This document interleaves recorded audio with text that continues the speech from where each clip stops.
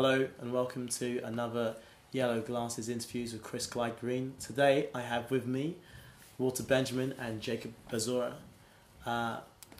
Walter Benjamin, born in Lisbon but based in London. And what's your background? I'm from Austria. From Austria but based in London as well. Yeah. Okay. And I've just done some concerts in Lisbon. How did they go? It went well, I think. And where was that? The first one was in Music Box, a little venue downtown Lisbon, and the second one was in an art gallery. Okay. With two Portuguese bands, You Can Win, Charlie Brown and Julian the Carjackers. Okay, so you have still quite a lot of connections with the Lisbon scene or the Portuguese bands? Yeah. The record label I'm in, it's a Portuguese label, and it's the same as Julian the Carjackers and You Can Win, Charlie Brown. And you do some production work also with them. So could you tell us something about your production work? Well, I produced a singer-songwriter called Marcia. Yeah. She was the first release on this label. It's called Pataka. And then I did some recording. I'm a sound engineer as well. Ah, cool. Professionally. Okay. I did, well, as professional in the sense that I make some... It's my job. That's how we met. That's how we met. Oh, that's how you two met? Yeah, he's a sound engineer as well. So okay. And I did some recording for Julian the Carjackers, and I mixed their album, and I mixed You Can Win, Charlie. Oh, very nice. So you two both met in London. Yep.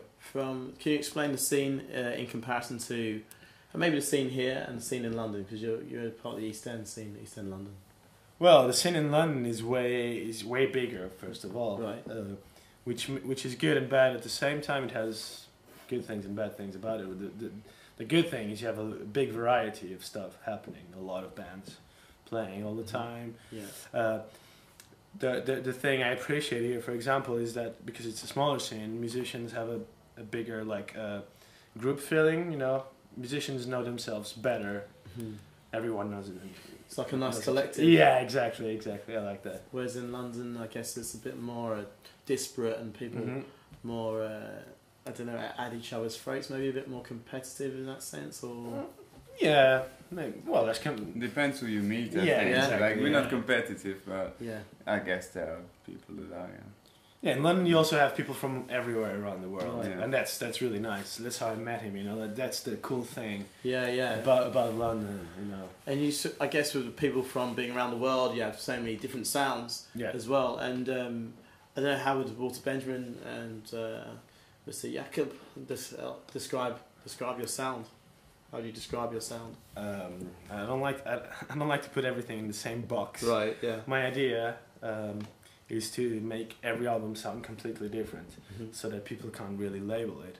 Yeah. So this record here, the next record that will be released in April, is a more personal record. It's a very personal record. So it's more of a quiet record, intimate record, organic. I think, like a lot of acoustic guitar, and acoustic drums, and you know, pianos. Organs. And that record, has it got a title yet? Yeah, it does. It's called The Imaginary Life of Rosemary and Me. Okay. And it's some sort of connection between the title and the songs? Yeah. It's supposed to be like a book. It's supposed to be like a story. You go on a journey. Yeah. You start on the first song and you end on the last one, which is not very common nowadays. Exactly, right. But the record was planned as a whole record. So you go through that journey. It's very short. So I didn't want people to be bored or anything like that, because it's a bit thick, I think. So it's quite you're saying it's quite condensed. Yeah. But the themes and stuff are quite deep, and the layers are quite. Yeah, I think it's because it's down tempo most of the time, not all the time. You know, if you make it like a 50-minute record, I think people won't listen to all of it. Right, and you've done quite a few EPs along the way. Can you explain to me about them? Walter Benjamin is a very collaborative process. I think it's a character, really. Yeah. And I created it because I wanted to collaborate with a lot of different musicians. So I did some EPs with friends. One of them with Julian the Carjackers lead singer. which is more rock. The other one, I did one that's more like disco. It's not disco, it's like synth pop, 80s synth pop, you know?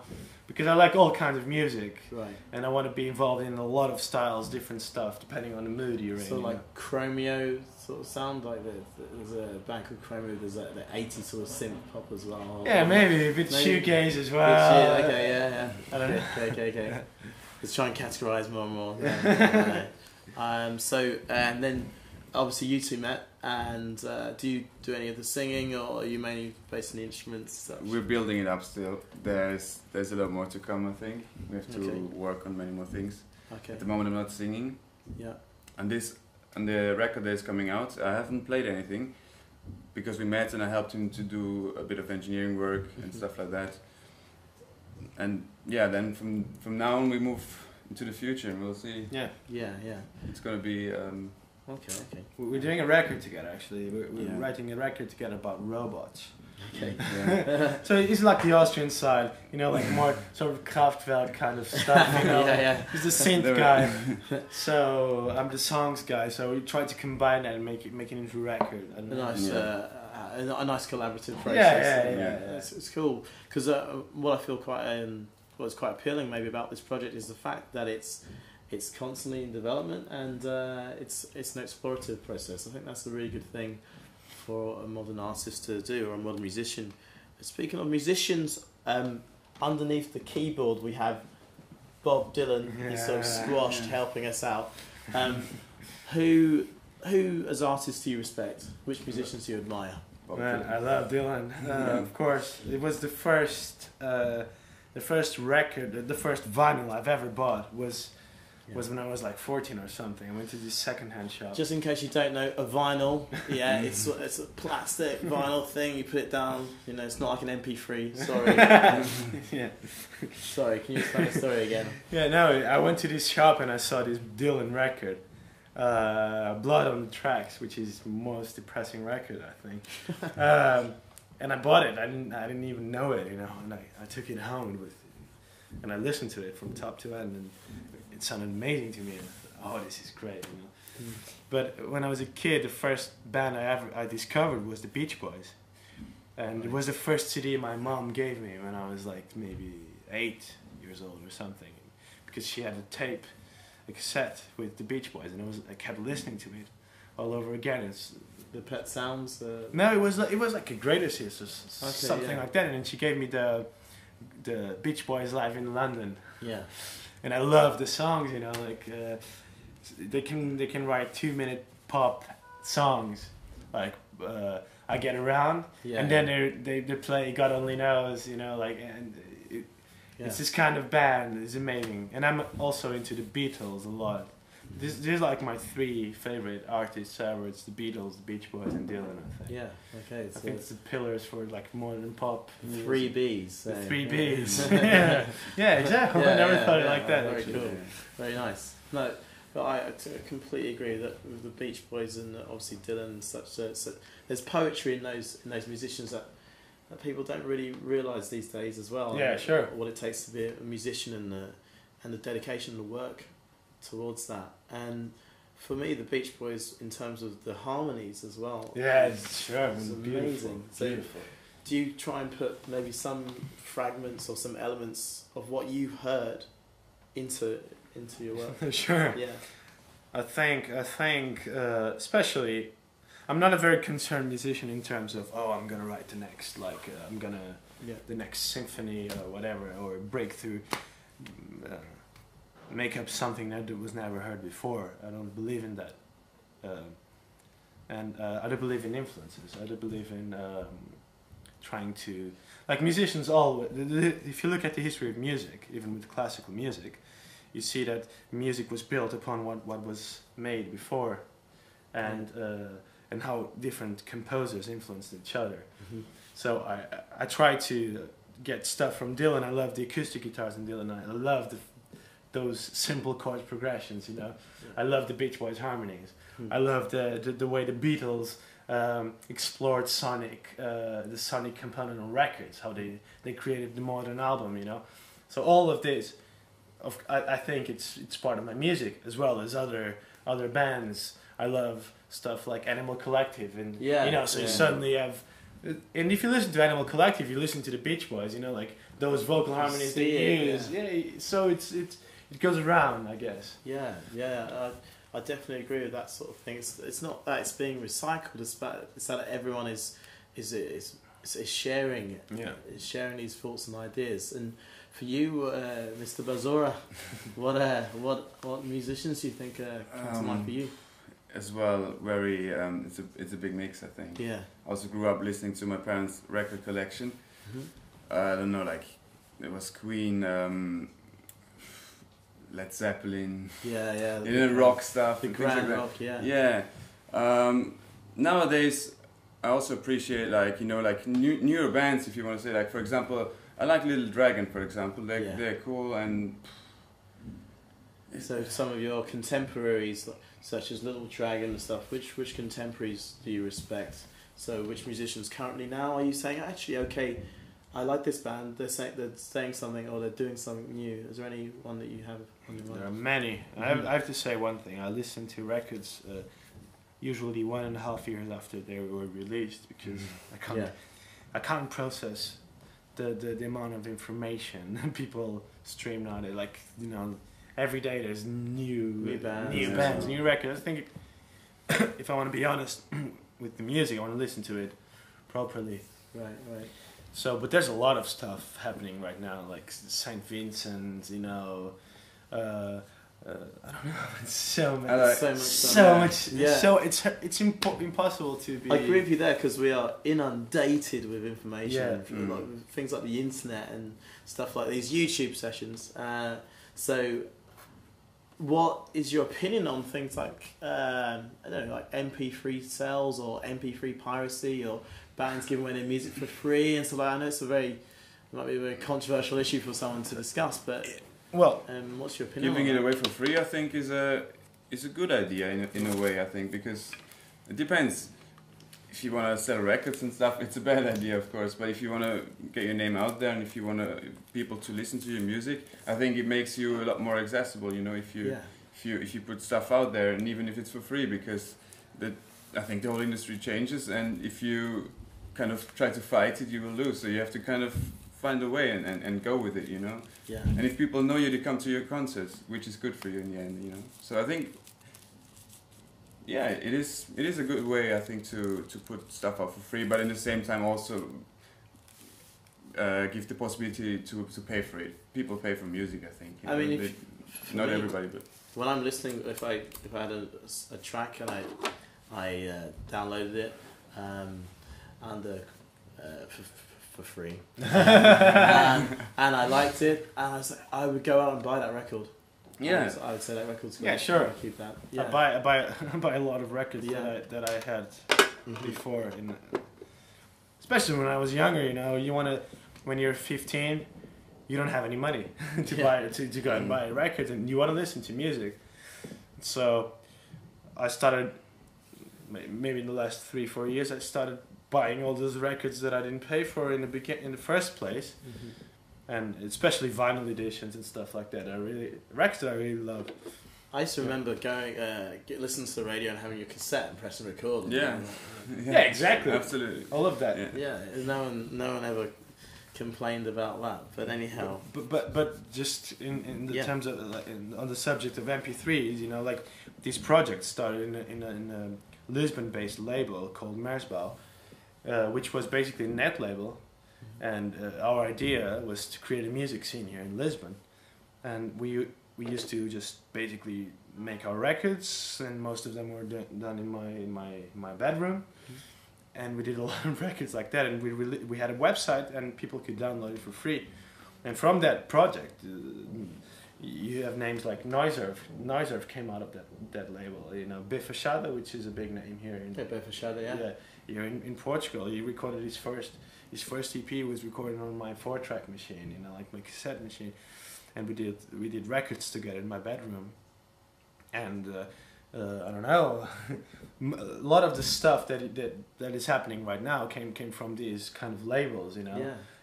Even Flor Caveira, which is it's another record, more Portuguese oriented kind of music, not as much open in terms of because we had a lot of artists singing in English, but also all these like small labels that basically they gave away their CDs for free. You know, I think these are really important phenomena to build the scene. I mean, music scene. I think that's very important when you talked about exposure and giving the music for free as well. Because, I mean, if you look at Noiserve last year, Noiserve was one of the acts at Super Rock. Yeah, exactly. And I went there, and I have to be honest, I didn't know who Noiserve was. But I tell you what, when people were coming down in their thrones, just let's go see him. Lots of people went to see this act, and I think that it was to do with communication, to do with the digital age, and to do with the DIY stuff. Do it yourself. And it's amazing because I played on his record, the record that he's still promoting, and I've seen it grow, you know. And it's amazing because he has done it all by himself, and he's a one-man band, and he created the artwork with his cousin, and he planned everything, and he said, I want to have this, like this and that, you know. And it's amazing to see his friend. Basically growing and flourishing, you know, having this career based on his ideas and making them happening. Do you get a sense of pride because you've obviously worked? You're quite like central to a lot of their, some of their success. I mean, a lot of their success. So do you get a sense of pride being a producer at the initial stages and then watching these people grow? Do you? I feel proud because they're friends, you know. I feel proud because. We all feel part of something, and every time, it's funny, every time something good happens with one of us, everyone is really happy, you know. So we feel our individual success is part of this community success, and I really appreciate that. And I feel that, for example, when I'm playing a gig, they come and watch me, or they come and sing with me, and obviously I'll do the same for them. Because we want to do it, because this is cool, you know. It's like a family unit. Yeah, it's like a family unit. That's really cool. Not a closed one though. It's not closed. It's open, you know. Like that's cool. That's really good. I think that's something that's missing in a lot of commercial music. I find is very fragmented, and people are sort of and everyone's an island. It's not really communicating with each other, or someone's telling them what to do, what to produce, who to be with. So I think that's great in terms of the collaborative process. I want to focus more on your songs now, on your music. What do you think is your standout track at the moment? Well, at the moment, I think it's the single I put out now called Airports and Broken Hearts. Yeah.